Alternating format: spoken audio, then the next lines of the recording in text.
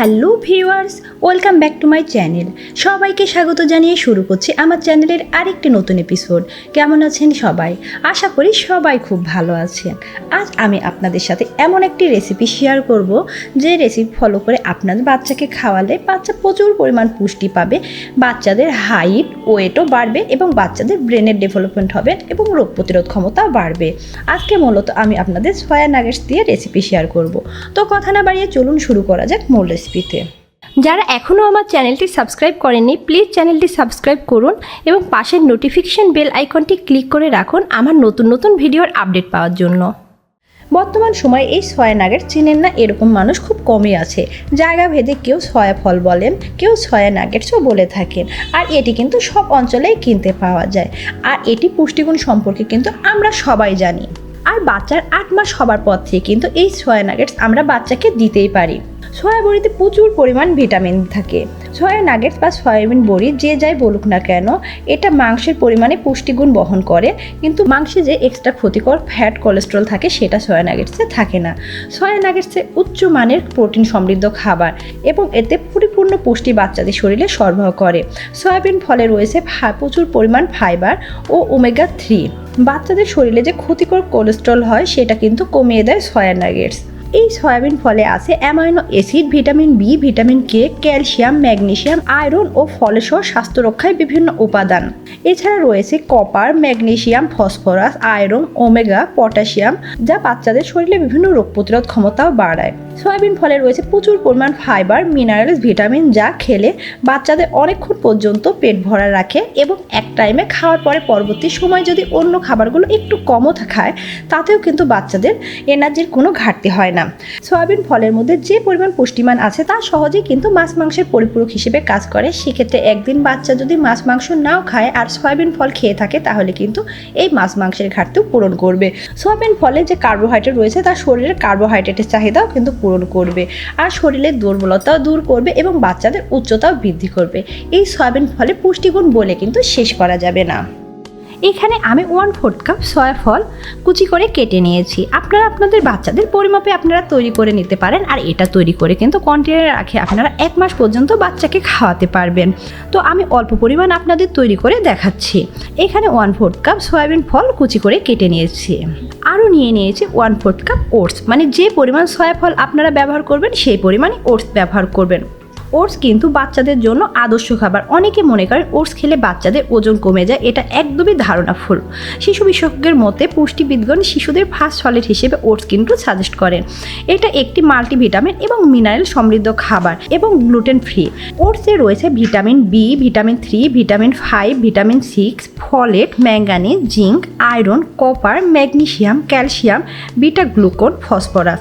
এছাড়া উচ্চ ফাইবার এবং প্রোটিন সম্পন্ন হয়। এটি বাচ্চাদের দীর্ঘক্ষণ পেট ভর্তি রাখে এবং বাচ্চাদের ব্রেনের ডেভেলপমেন্ট করে। এছাড়া বাচ্চাদের উচ্চতা বৃদ্ধি করতেও কিন্তু ওটস সাহায্য করে। এখানে আমি চুলা একটি প্যান গরম বসিয়ে দিয়েছি আর এর মধ্যে এখন অ্যাড করে দেব সয়াবিন ফলের কুচিগুলো। আর এখন দিয়ে এই সয়া ফল আমি চুলার মিডিয়াম হিটে খুব ভালোভাবে ভেজে নেব। আমি সয়া ফলগুলো 4-5 মিনিট মিডিয়াম হিটে ভেজে নিয়েছি। আপনারা চাইলে চুলার হিটটা বেশি থাকলে মিডিয়ামের চাইতে কম দিবেন আর লক্ষ্য রাখবেন যেন মচমচে হয়ে যায়। তো সয়া ফল আমি মচমচে করে ভেজে নিয়েছি। এখন এর মধ্যে অ্যাড করে দেব ওটসগুলো। আর এই ওটস দিয়েও মিডিয়াম টু লো হিটে আমি আরও 1 মিনিট ভেজে নেব, কারণ ওটস কিন্তু বেশিক্ষণ ভাজার দরকার নেই। ওটস কিন্তু না ভেজেও বাচ্চাদের দেওয়া যায় ব্লেন্ড করে, কিন্তু আমি এটা একটু ভেজে নেব, তাতে ফ্লেভারটা অনেকটা ভালো আসবে। আমি ওটস অ্যাড করে আরও 1 মিনিট ভেজে নিয়েছি আর এই ভাজা কিন্তু কমপ্লিট। এখন আমি চুলা থেকে নামিয়ে নেব এবং ব্লেন্ডারে জারে নিয়ে একদম ব্লেন্ড করে ফিরে আসছি। আমি দুটো উপাদান একসাথে খুব ভালোভাবে ব্লেন্ড করে নিয়েছি আর মিহিভাবে ব্লেন্ড করে নিয়েছি। আর এই গুঁড়ো কোনো এয়ারটাইট কন্টেনারে রেখে আপনারা বাইরে রেখেও বাচ্চাদের 1 মাস পর্যন্ত খাওয়াতে পারেন। যখন ইচ্ছা শুধু বের করে নেবেন আর বাচ্চাকে রান্না করে বিভিন্ন উপায়ে খাওয়াতে পারেন। আর এটি রান্না করার জন্য আপনারা বিভিন্নভাবেই রান্না করতে পারেন। ভেজিটেবল পিউরি দিয়ে বা ভেজিটেবল দিয়েও রান্না করতে পারেন, ফ্রুট দিয়েও রান্না করতে পারেন, তাতে কিন্তু খাবারটি আরও হেলদি হয়ে যাবে। আমি আজকে আপনাদের সবচেয়ে সহজভাবে কিভাবে এই পাউডারটি হেলদি করে রান্না করা যায় সেটার একটি রেসিপি শেয়ার করব। আসলে রেসিপিগুলো আপনাদের নিজেদের মধ্যে, এটা আপনারা বাচ্চারা এক এক দিন এক একভাবেই খাওয়াতে পারবেন। আর আমি খুব কম পরিমাণেই তৈরি করেছি, কারণ আপনাদের দেখানোর জন্য, যেহেতু আমার বাচ্চা একটু বড় হয়ে গিয়েছে আর সেহেতু কিন্তু আমার আর এই পাউডার ফর্মে বাচ্চাদের খাবার খাওয়ানোর দরকার পড়ে না।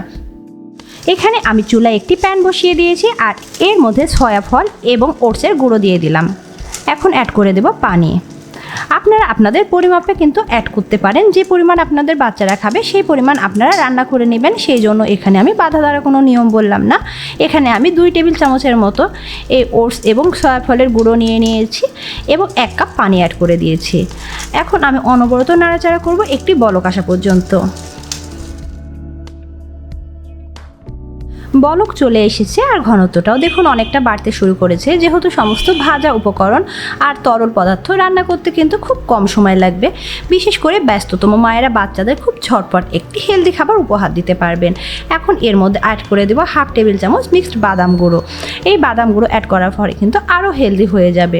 আর এই খাবারটি আপনারা কিন্তু আপনাদের 8 মাস থেকে বাচ্চাদের দিতে পারবেন। আর যারা বাচ্চাদের 8 মাস থেকে বাদাম গুঁড়ো দিচ্ছেন না, তারা কিন্তু এই বাদাম গুঁড়ো স্কিপ করতে পারেন। এখন অ্যাড করে দেব 1 চা চামচ ঘি।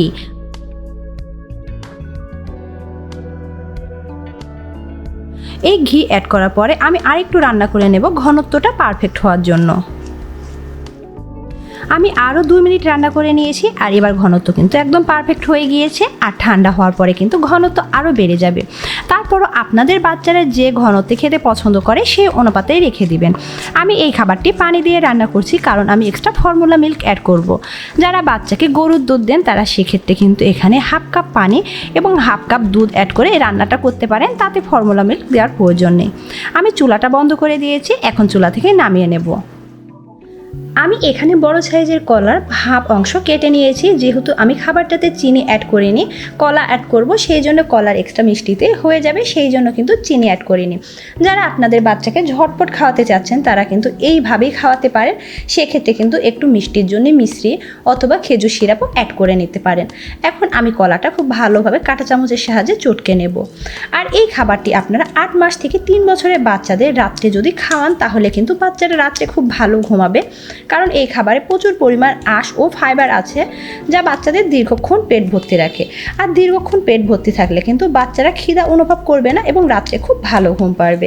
সেই জন্য আমি সাজেস্ট করব এই খাবারটি আপনারা বাচ্চাকে রাত্রে দিবেন।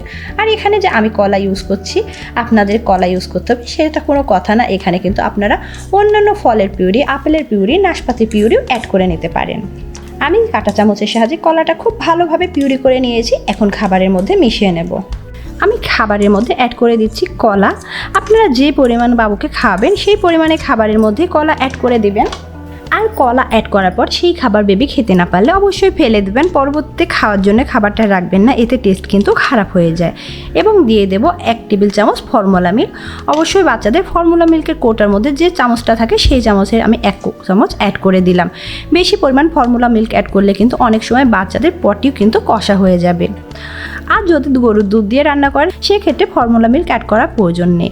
আর না চাইলে কিন্তু এখানে আপনার ফর্মুলা মিল্ক না অ্যাড করেও বাচ্চাকে খাওয়াতে পারেন, তাতেও কিন্তু খাবারটি যথেষ্ট পুষ্টিকর হবে। তো বাচ্চাদের হাইট, ওয়েট বৃদ্ধিকারী, রোগ প্রতিরোধ ক্ষমতা বৃদ্ধিকারী খাবার রেডি। এখন আমি বাটিতে সার্ভ করব। আমি খাবারগুলো একটি বাটিতে ঢেলে নিয়েছি। আর এই খাবারটা কিন্তু বাচ্চাদের রাতের খাবারের জন্য একদম মুখ্য খাবার। আর আশা করি এই খাবারটি বাচ্চাকে খাওয়ালে যেমন পুষ্টি পাবে, খুব অল্প পরিমাণ খেলেও কিন্তু বাচ্চারা যথেষ্ট পুষ্টি পাবে। আর এই খাবার খাওয়ালে সেই দিন বাচ্চারা যদি মাছ মাংস নাও খেয়ে থাকে, মাছ মাংসের পরিপূরক হিসেবে কিন্তু সয়া ফল থেকে সেই পুষ্টিটা পেয়ে যাবে এবং বাচ্চারাও কিন্তু রাতে নিশ্চিন্তে এবং আরামসে ঘুমাবে, মায়েদের ডিস্টার্ব করবে না।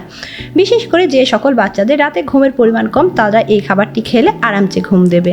তো আশা করি আজকের ভিডিওটি আপনাদের ভালো লাগবে। আর ভিডিওটি যদি আপনাদের ভালো লেগে থাকে, প্লিজ ভিডিওটি আপনাদের ফ্রেন্ডস অ্যান্ড ফ্যামিলির মধ্যে শেয়ার করবেন এবং ভিডিওতে লাইক, কমেন্ট, শেয়ার করে আমার পাশে থাকবেন ও আমার সন্তানদের জন্য দোয়া করবেন। আল্লাহ হাফিজ।